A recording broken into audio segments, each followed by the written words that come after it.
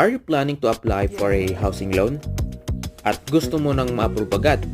So, kailangan natin munang alamin yung mga bagay na tinitingnan ng mga bangko bago sila magsabi ng yes sa atin.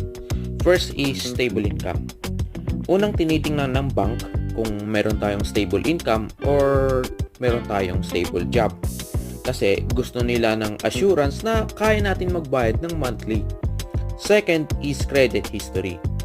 Next, ang ating credit history.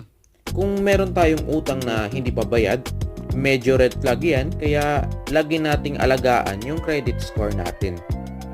Third is debt to income ratio. So, tinitingnan nila kung gaano po kalaki yung utang natin kumpara sa income natin. Kaya kung halos lahat ng kita mo napupunta sa utang, baka mahirapan tayong ma-approve nito.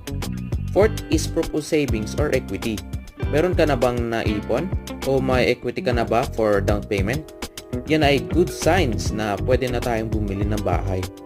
Basta maayos ang documents natin at responsible, meron tayong chance na ma-approve. Gusto mo ba ng tulong sa process?